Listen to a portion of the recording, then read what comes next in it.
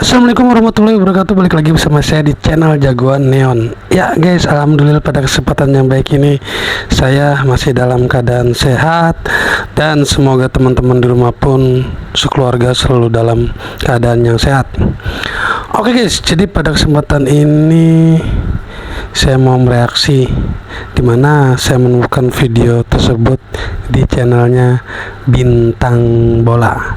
Ya, jadi judulnya ini menarik nih, membuat saya tuh penasaran dengan judulnya guys. Dan seperti apa sih video lengkapnya itu?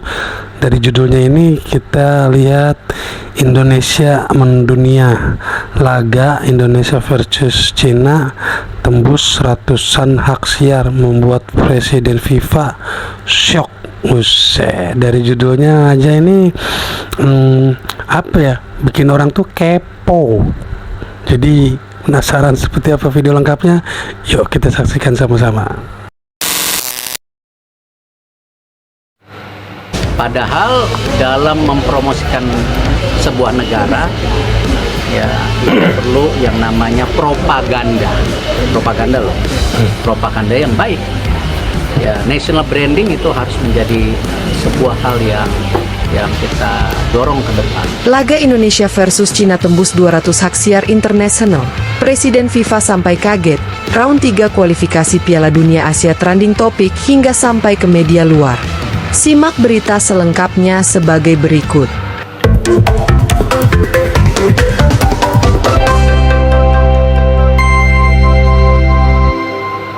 Bintang Bola. Voetballers ervoor kiezen om voor Indonesië te spelen. Deze fans hier gaan 90 minuten lang door en ze zijn met 7... Team is one of the most exciting teams out there to watch because of the way that they play, bro. They risk everything. Perkembangan pesat hak siar pertandingan sepak bola internasional menunjukkan betapa besarnya antusiasme masyarakat global terhadap tontonan sepak bola. Pada putaran ketiga kualifikasi Piala Dunia 2026 zona Asia, pertandingan antara tim nasional, Timnas, Indonesia menghadapi Cina menarik perhatian lebih dari 200 negara yang berebut hak siar. Peliputan sepak bola Indonesia ini kemarin ada di New York Times, di Euronews. Ya, kalau di Asia sekarang sudah banyak yang nulis. Tetangga kita Malaysia juga menulis. Menandakan lonjakan signifikan dalam nilai komersial dan reputasi Indonesia di kancah sepak bola dunia. Sementara itu, proyek ambisius ASEAN All Stars yang digagas oleh Gokil ya guys, sampai tembus ke media Amerika Serikat loh. Gokil habis. AFF, ASEAN Football Federation, untuk menjamu Manchester United justru memperoleh respon yang jauh berbeda. Hak siar internasionalnya gagal terjual, menciptakan paradoks kontras antara kedua peristiwa ini. Hak siar pertandingan olahraga, khususnya sepak bola, merupakan aset komersial utama yang menentukan berapa banyak pendapatan yang dapat diraih penyelenggara dan federasi. Hak siar internasional mencakup lisensi untuk menyiarkan pertandingan ke berbagai negara, media, dan platform digital. Semakin tinggi minat pasar, makin banyak pihak yang bersedia membayar untuk mengambil hak siar tersebut, baik untuk siaran televisi free-to-air, FTA, layanan over-the-top, OTT, maupun platform streaming khusus. Pada era digital saat ini, lembaga penyiar juga semakin kompetitif karena kehadiran platform OTT menghadirkan alternatif distribusi konten tanpa batasan geografis. Kondisi ini memacu nilai tawar hak siar suatu pertandingan untuk melambung tinggi, terutama jika tim yang bertanding memiliki basis penggemar yang besar dan prestasi yang cemerlang.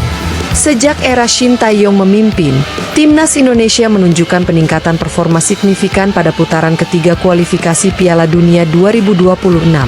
Performa Garuda dalam menahan imbang Arab Saudi dan Australia bahkan melibatkan kekaguman media asing meski secara sejarah peringkat FIFA Indonesia masih tertinggal dari negara-negara lain di grup C. Keberhasilan ini mendorong kepopuleran Timnas Indonesia di tingkat global, memicu permintaan hak siar terdaftar lebih dari 200 negara pada laga melawan Cina pada 5 Juni 2025 di Stadion Utama Gelora Bung Karno, SUGBK, Jakarta. Menurut laporan tim News.co.id, hak siar pertandingan Timnas Indonesia dalam kualifikasi Piala Dunia 2026 menjadi rebutan lebih dari 200 negara, suatu prestasi yang belum pernah terjadi sebelumnya bagi sepak bola Indonesia. Fenomena tersebut menandai pengakuan global bahwa potensi pasar sepak bola tanah air sangat besar, terutama ketika timnas menunjukkan kemampuan kompetitif melawan negara-negara Asia terkuat seperti Cina. Dalam konteks ini, hak siar tersebut bukan hanya soal liputan siaran langsung, tetapi juga menjadi indikator kepercayaan investor global terhadap sepak bola Indonesia. Malaysia, misalnya, yang selama ini menjadi salah satu negara tetangga dengan tradisi sepak bola kuat diharapkan untuk turut mengakui sisi hak siar. Namun kenyataan bahwa Indonesia berhasil memikat lebih dari 200 negara menimbulkan rasa iri serta refleksi bagi seluruh federasi sepak bola di kawasan. Hak siar untuk laga Indonesia versus Cina disalurkan melalui free-to-air, FTA, RCTI, sedangkan platform over-the-top, OTT, seperti Vision menyediakan opsi streaming berbayar. Meskipun RCTI bertindak sebagai pemegang hak siar lokal di Indonesia, kemitraan dengan beberapa perusahaan satelit dan jaringan TV kabel memungkinkan pertandingan tersebut menjangkau wilayah Asia Tenggara, Asia Timur, hingga Eropa dan Amerika. Lisensi internasional biasanya diperoleh melalui lelang tertutup di mana federasi setempat, dalam hal ini PSSI, menjajakan paket hak siar kepada entitas penyiar yang menawarkan nilai tertinggi berdasarkan estimasi penonton dan pendapatan iklan. Nilai mencapai lebih dari puluhan miliar rupiah hanya untuk satu pertandingan, dan total nilai kontrak dapat melonjak hingga ratusan miliar rupiah jika memperhitungkan multilaga dalam satu paket kualifikasi. Erick Thohir sebagai Menteri BUMN sekaligus mantan Ketua PSSI menyatakan apresiasi luar biasa terhadap tingginya minat global atas laga Indonesia versus Cina, mengingat peran penting PSSI dalam menegosiasikan paket hak siar yang memberikan nilai optimal untuk federasi. AFF juga mencatat fenomena ini sebagai bukti semakin kuatnya daya tarik sepak bola Asia Tenggara di pentas dunia. Presiden AFF bahkan menyambut baik bahwa ikon sepak bola Indonesia berhasil menarik perhatian pemegang hak siar global, meski AFF tidak terlibat langsung dalam negosiasi hak siar kualifikasi Piala Dunia. Selain nilai komersial langsung dari hak siar, pertandingan melawan Cina juga diprediksi mendongkrak sektor pariwisata dan ekonomi kreatif di Jakarta. Berdasarkan data pertandingan sebelumnya antara Indonesia dan Bahrain, total pendapatan tiket mencapai puluhan miliar rupiah dan memicu konsumsi di sektor perhotelan, transportasi. Ya, dari penjualan tiket aja udah ketahuan untungnya ya, lumayan itu asli. Dan selalu sold out ketika pembukaan war tiket atau penjualan tiket itu selalu habis dalam hitungan jam. Luar biasa memang supporter gila timnas Indonesia memang asli. Jadi kemarin itu penjualan war tiket pertama habis dalam hitungan jam, dan war penjualan tiket kedua pun sold out juga guys. Kemarin saya melihat di statusnya timnas Indonesia dan statusnya di Pak Erick Thohir langsung ya guys. Jadi war kedua tiket tandingan antara Indonesia dan Cina habis terjual sold out, dan yang pertama kan memang sudah habis juga. Ini menandakan bahwa misalnya ini penggemar pecinta sepak bola tanah air itu memang luar biasa guys. Nggak peduli dengan harga berapapun pasti dibeli, bahkan sampai ya ada yang nggak kebagian sampai menangis guys. Dan ada beberapa warga Malaysia yang pundit-pundit Malaysia, ada beberapa tuh yang nggak kebagian, bingung dia udah capek-capek pesan hotel di Jakarta, ternyata tidak kebagian guys, kalah cepet tangannya guys, asli. Oke, lanjut. Serta kuliner lokal. Proyeksi serupa berlaku untuk laga melawan Cina, di mana ribuan supporter mancanegara diperkirakan akan hadir, meningkatkan okupansi hotel dan konsumsi restoran. Hal ini berpotensi memacu multiplier efek ekonomi yang berdampak positif pada UKM, usaha kecil dan menengah, yang menyediakan souvenir, merchandise, dan layanan transportasi lokal.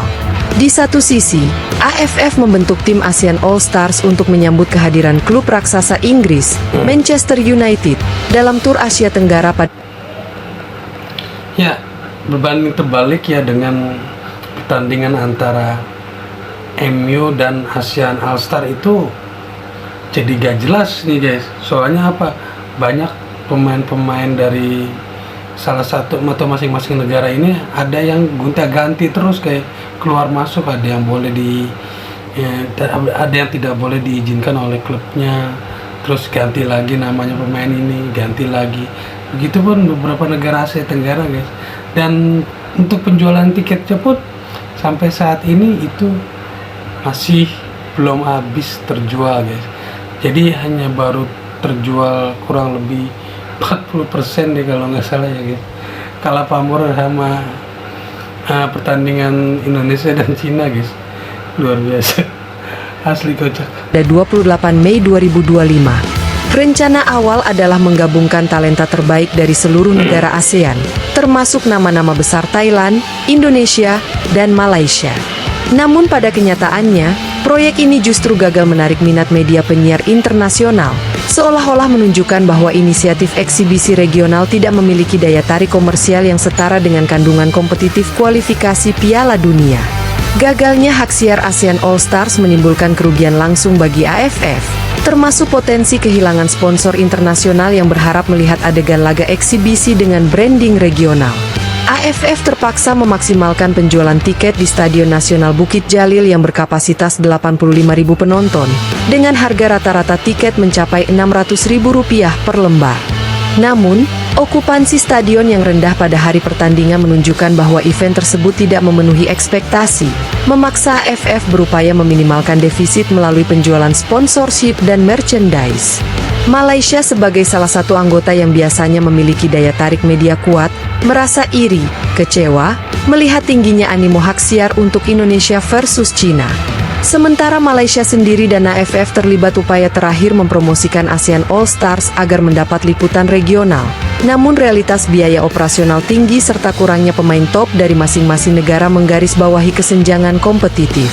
Thailand dan Filipina juga memaklumi situasi ini karena prioritas mereka pada kompetisi domestik dan kualifikasi utama, sehingga tidak bersedia melepas andalan terbaik untuk acara penggalangan dana ini. Pertarungan hak siar Indonesia versus China di putaran ketiga kualifikasi Piala Dunia 2026 yang berhasil menarik lebih dari 200 negara menunjukkan prestasi dan potensi besar sepak bola Indonesia di mata dunia. Sementara itu, kegagalan ASEAN All Stars mendapatkan hak siar internasional menandakan bahwa event eksibisi tidak cukup memikat pasar global jika tidak didukung faktor kompetisi dan kualitas pemain yang mumpuni. Kedua fenomena ini memberikan pelajaran strategis bagi PSSI dan AFF dalam merancang model bisnis hak siar yang berkelanjutan, yakni memprioritaskan nilai kompetitif. Ya guys, sekian dulu ya video kali ini. Jadi gimana nih menurut teman-teman di rumah? Banyak media-media mancanegara yang berebut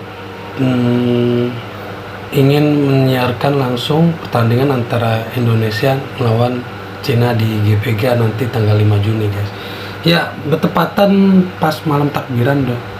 Jadi kita malam takbiran sambil nonton bola Indonesia versus Cina di GBK. Buat teman-teman silakan komentarnya di kolom komentar. Akhir kata, wassalamualaikum warahmatullahi wabarakatuh.